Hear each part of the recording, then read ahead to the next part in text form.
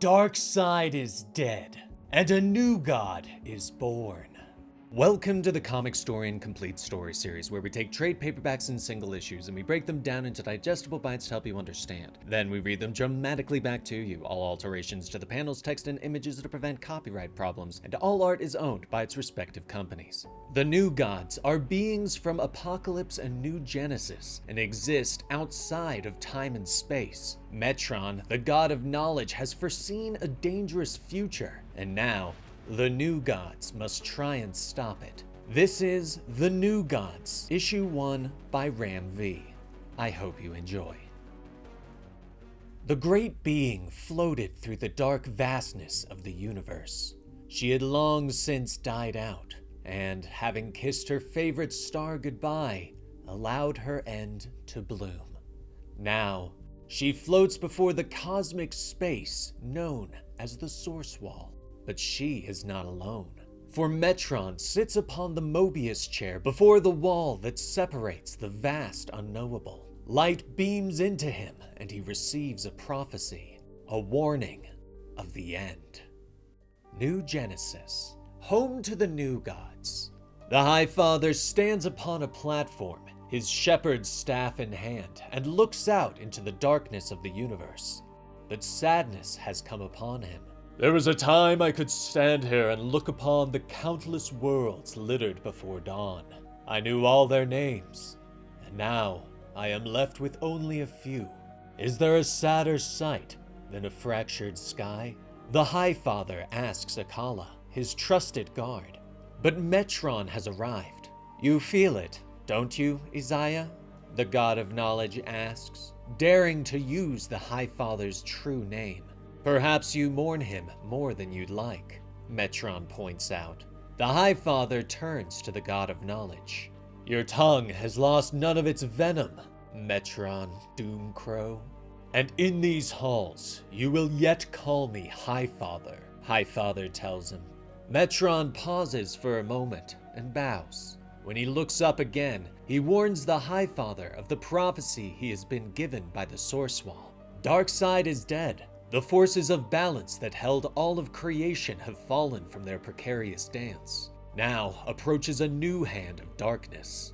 Now comes decimation, he explains. Warning of a child on earth who shall be awakened as a new god.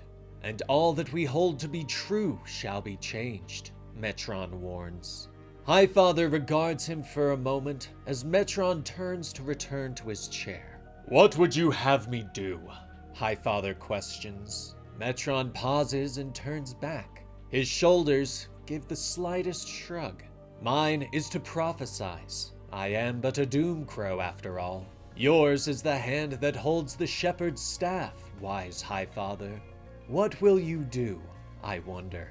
Metron says as he sits. In a flash of light, the god of knowledge disappears.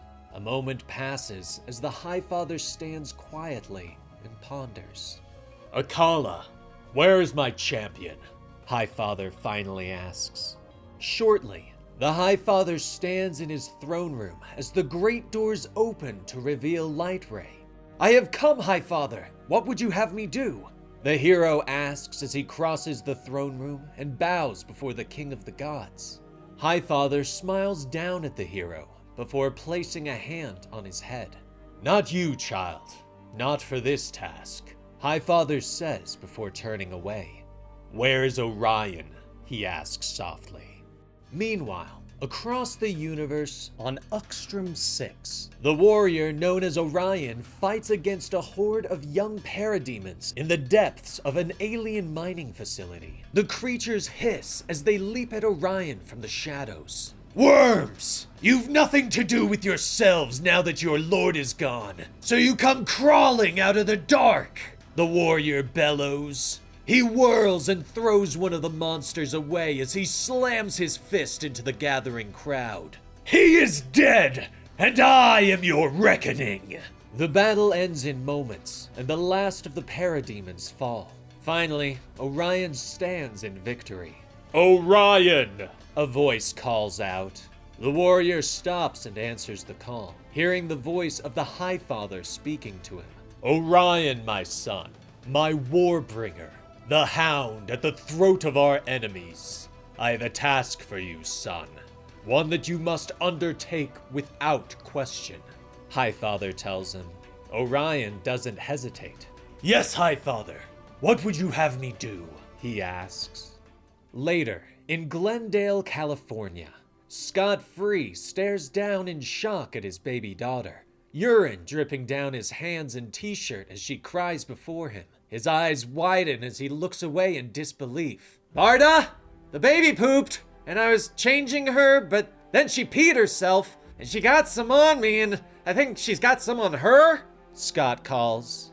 But Barda is asleep on the couch, snoring away, unaware of the visitor that is boom-tubed into their home. Scott is able to take a moment after putting his daughter to bed and making sure that Barda is sleeping comfortably on the couch.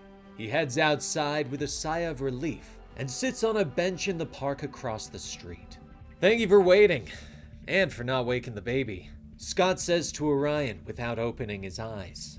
The warrior sits next to him on the bench and removes his helmet. Hello, Scott.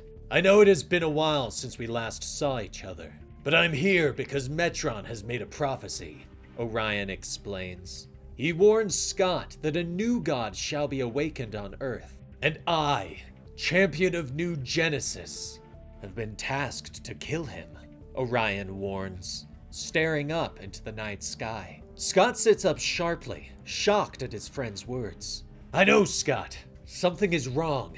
The Highfather has not been himself, Orion says, and he looks at Scott. I have never, not once in my life, disobeyed the Highfather. This is why I had to come to you, Orion says. He reaches out and puts a hand on Scott's shoulder. You are Mr. Miracle, the only one I would trust to escape me. You will take this child before I can find him, and you will run, Orion instructs. But Scott shakes his head, explaining that he has a life here now, that he and Barda have a daughter. I've had to escape my circumstances since I could breathe. I don't want to escape this, Scott snaps. But Orion shakes his head. For a brief moment, the visage of his handsome features fall away, revealing how much he looks like Darkseid, his true father. Look at me, Scott Free. Highfather has set this task before me. He knows the son of Darkseid will follow his command. I will kill this child if I find him, Orion says. He stands and puts back on his helmet, warning Scott not to allow this to happen. 7 days. I give you 7 days, Orion says softly as he walks away. Meanwhile, in India, a husband rushes through the forest, his wife by his side and son in his arms. Keep running, Mira!